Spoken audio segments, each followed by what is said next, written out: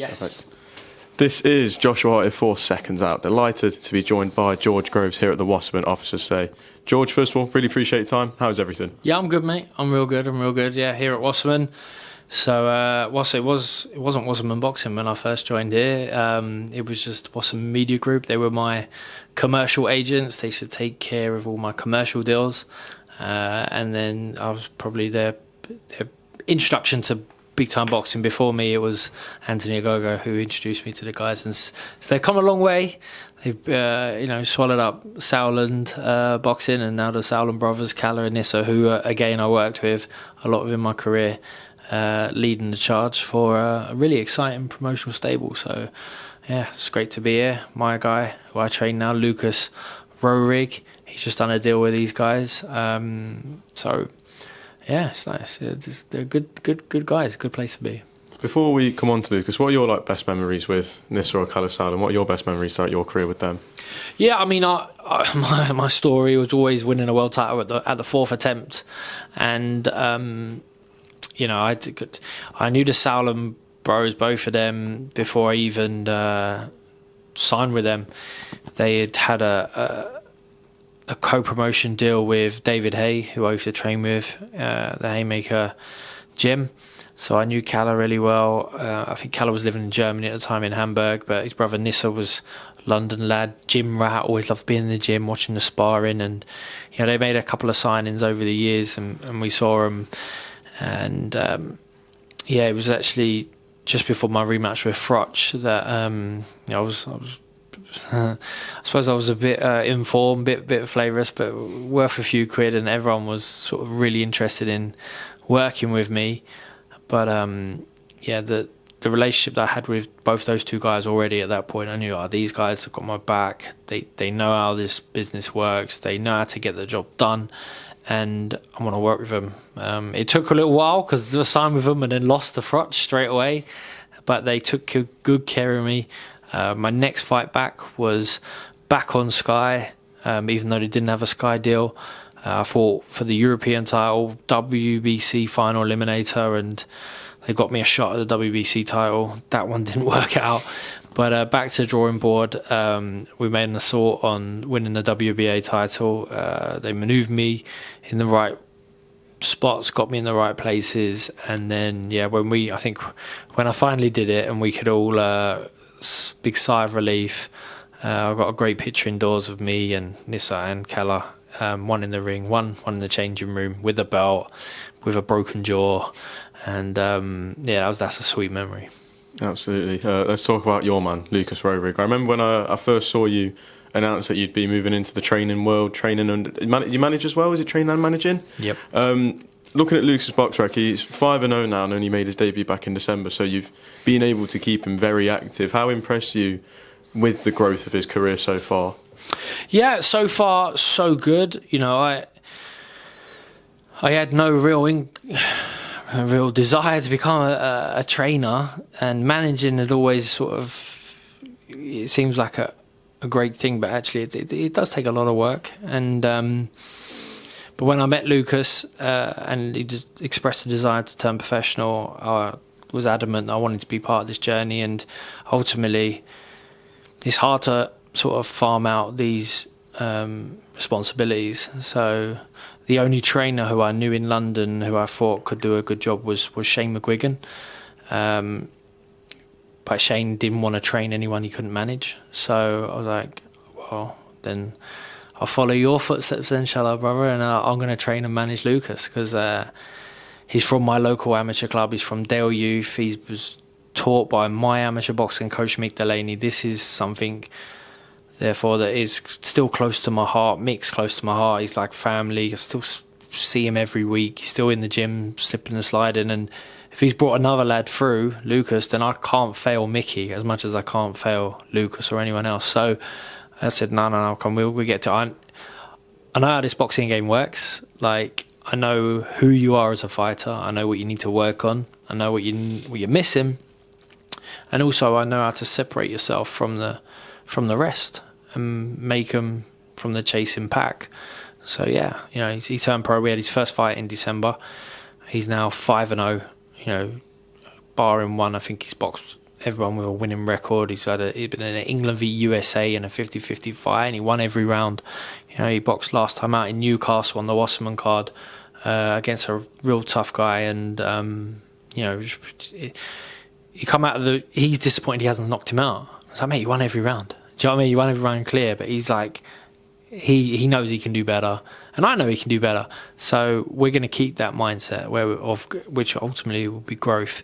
Because boxing, you gotta need it, you gotta love it, you gotta crave it. It's gotta be your everything. If you want to be successful in boxing, like nothing else comes close. You know, you have to make people talk about making sacrifices. I'm not talking about just like not going out on the piss with your mates every weekend. I'm talking about not meeting up with family for food, like because you're on a diet. Like you can't go out for lunch, Sunday lunch with family. Some family won't understand that. Some cousins or aunties or uncles and that. Sometimes if your mum and dad don't understand that, it's like, no, I need an early night. No, I'm not going to this.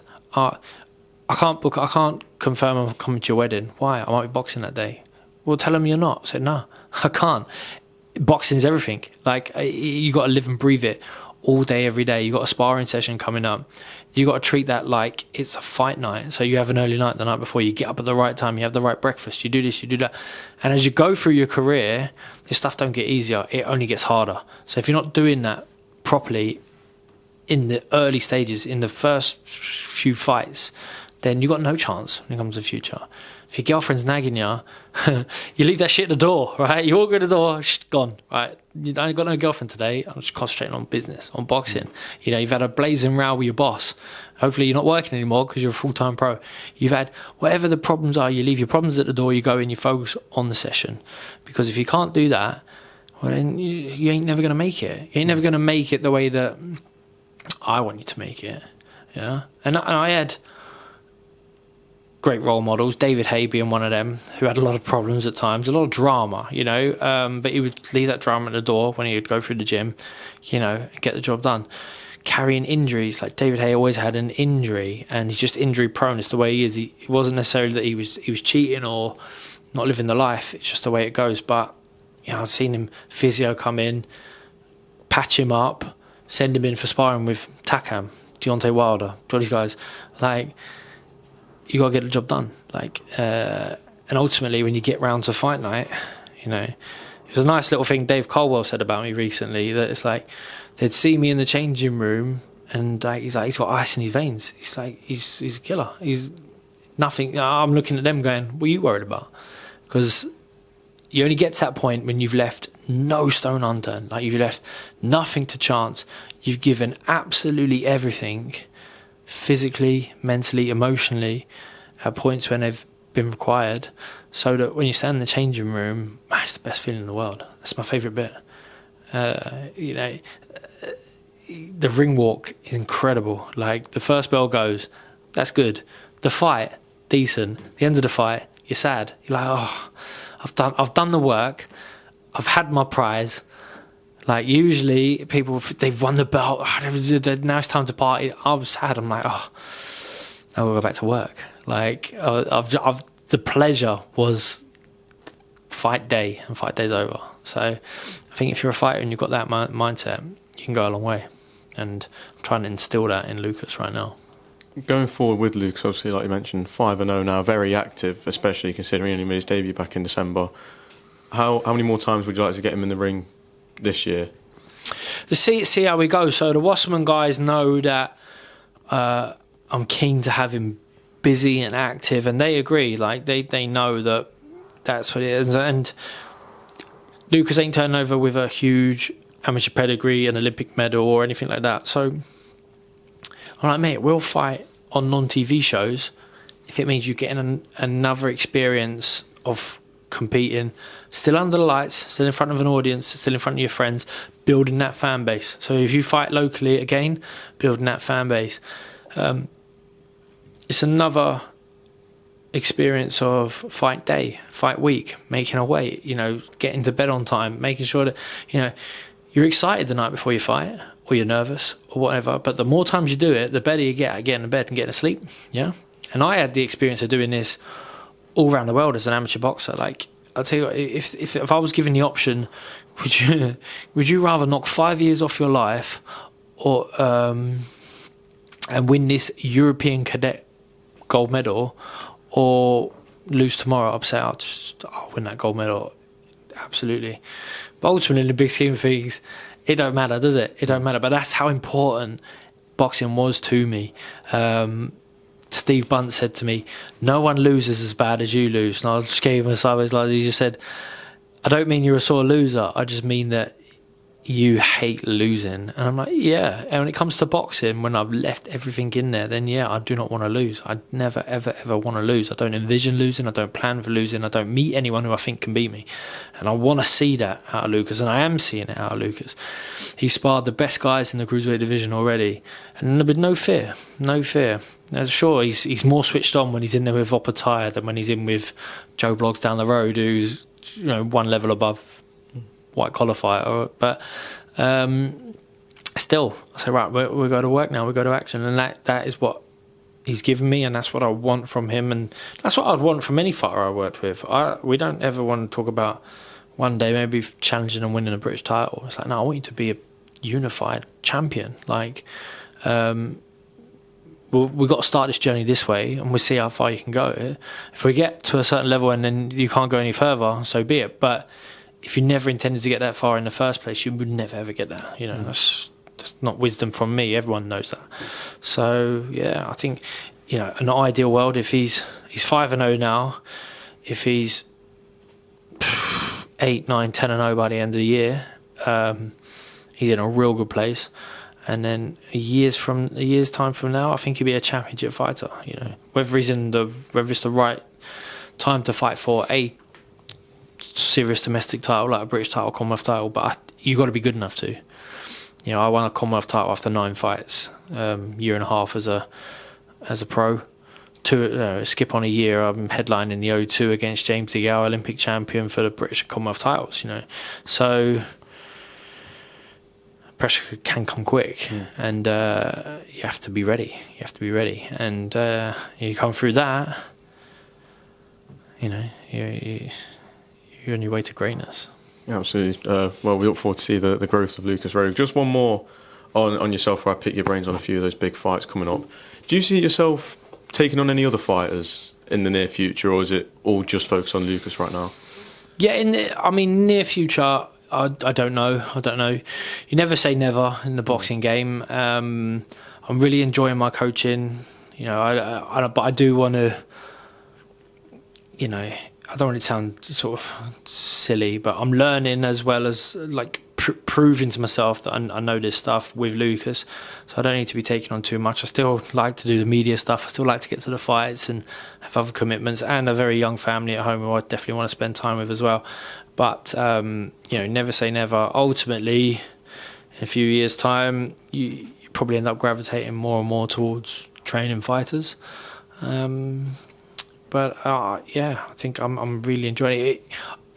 I don't need to train fighters. I'm stable, I'm comfortable, and I can make money. I'll make much more money doing other stuff, to be honest.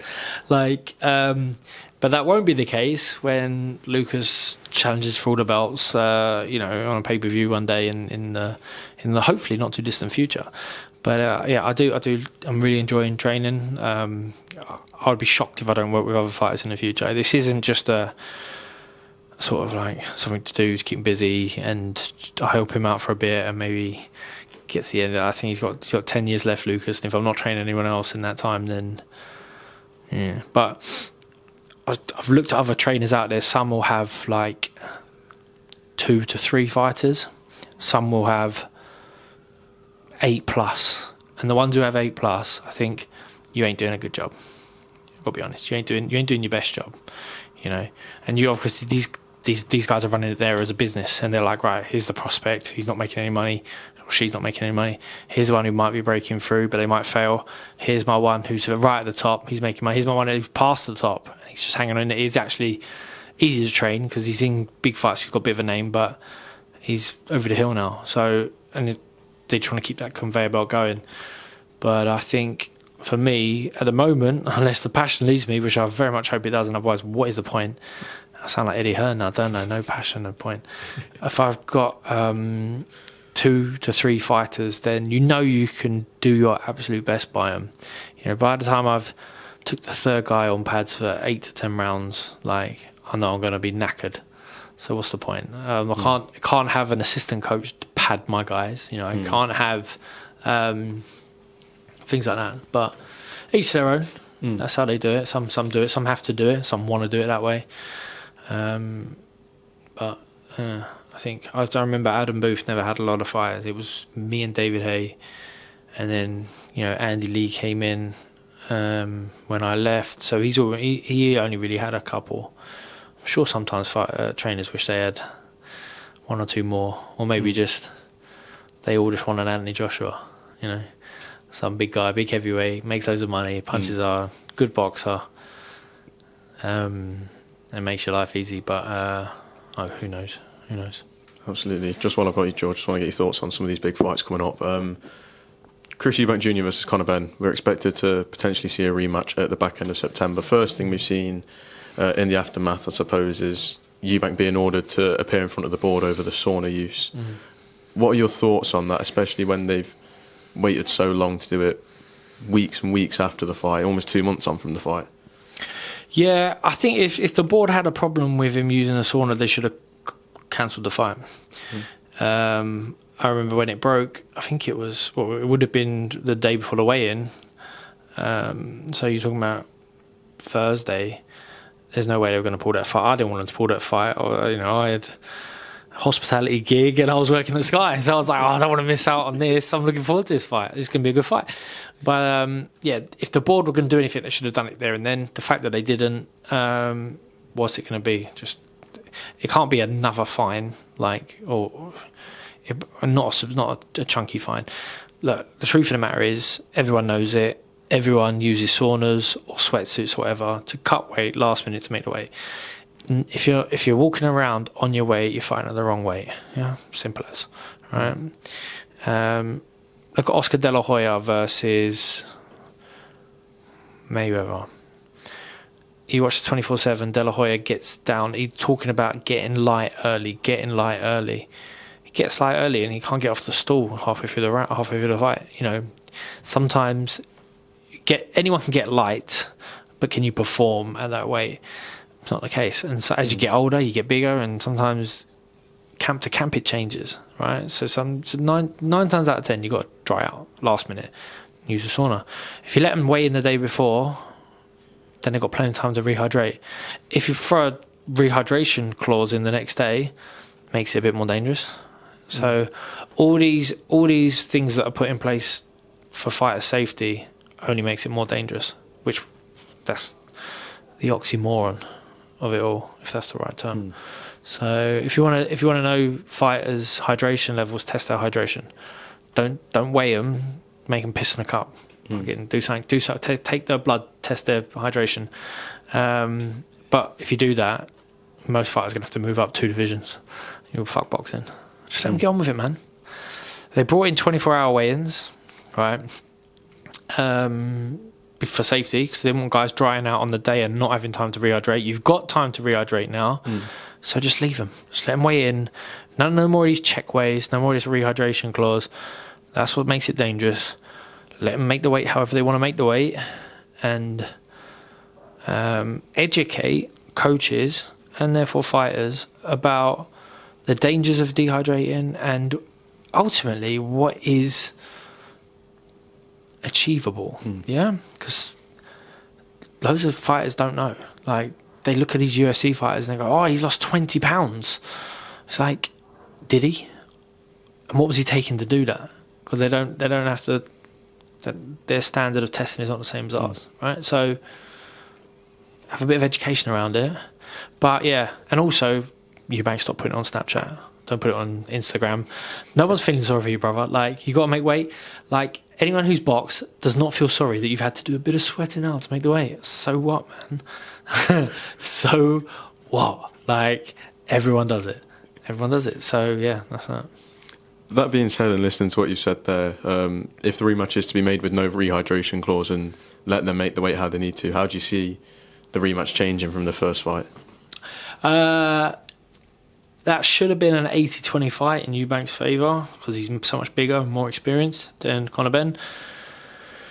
But he wasn't. It was a 50-50 fight, wasn't it? So much of it was... And Eubank had to dig so deep in that fight. If they have a rematch, right now, here and now, and maybe I'll change your mind as we get closer, but right now, it would not surprise me if Conor Benn beats him. Conor Benn would have come out of that fight a better fighter. Eubank would have come out a worse fighter. He drops to the floor at the end, and I'm sure he thought he was going to get robbed. I thought he had won Eubank comfortably enough, but he probably thought, you know, the way that he failed the scales by like 0.00005 of an ounce. He probably thought the world was conspiring against him, so he probably thought he was going to get robbed, but he didn't. He got the win.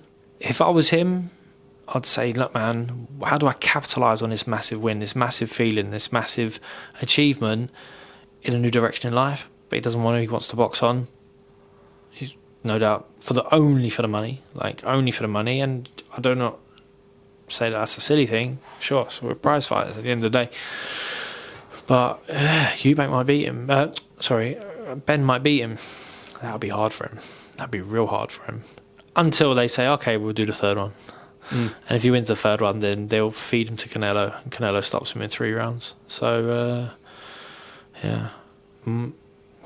Yeah, I think, I don't know. That's how it goes for me right now. You mentioned Canelo, obviously. We've seen the start of the press tour for him versus Terence Crawford. The hype is building very nicely ahead of September 13th. Looking at all the moving aspects of the fight and the weights, the weight difference, or more the jump up for Crawford, who do you favour going into this? Where do you think the advantages lie for each fighter? It's got to be with Canelo, hasn't it? Because you're looking at like Ben Eubank and the size difference, but there was, we knew Eubank was struggling with the weight, and Eubank's way past his best. He's looked fragile at times, but we haven't seen any of that with Canelo, have we? So Canelo's still in-form fighter, still top 5 pound-for-pound fighter. I can't see Crawford just being anywhere big enough to put a dent in him. He's not going to hurt him, and Canelo is an exceptional boxing talent. He's got that mindset of a tough man. He wants to hurt you, but also he's got obviously intricate skill. So he's just got phenomenal defense when he uses it. And every array of punch needed. But yeah, I think probably in their ripe old ages, Crawford is boxing better than, say, Canelo. I remember the fight with John Ryder. John Ryder saying, I think he's starting to be on the slide. But what Ryder was comparing that to, we don't know. It's not like he boxed him 3 years prior, But I think he's too big. He's way too big. Even though he's not tall, he's big. So yeah, I think size wins that fight. Looking at the activity as well, something I found fairly interesting. Canelo's kind of had that similar pattern of when he fights every year for the last few years now. Whereas you look at Crawford, and he's had, I think, 1 fight every year since 2019. While the level of opposition that Crawford has faced has still been right at that top level, do you think that 1 fight a year isn't going to be a positive for him, especially when he goes into the ring? This time it'll be 13 months out the ring again, which I think was the same pattern as last time when he went into Madrimov. Do you think that 1 fight a year is going to be a bit of a negative effect for Terence? Yeah, it can be. I think 2 fights a year at that level is plenty achievable. But it's how the business works. Sometimes it takes longer. And I know Crawford for long periods was sort of out of the loop, weren't he, in the welterweight division, so all the other guys were PBC. He was a top rank. So at the same time, if he's used to fighting 1 time a year, he's been doing that for 7 years. It's not like, he's used to boxing twice a year, maybe 3 times a year, and now he's had 13 months out of the ring. That might have an effect. But yeah, I don't think it'll have much of an effect, to be honest. I think both guys will show up, both guys will perform. They'll be at their best.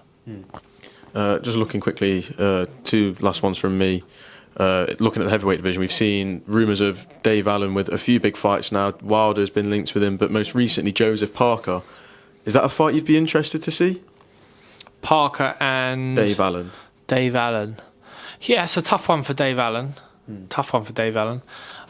Because, Parker's one of the best heavyweights in the world right now in terms of his form.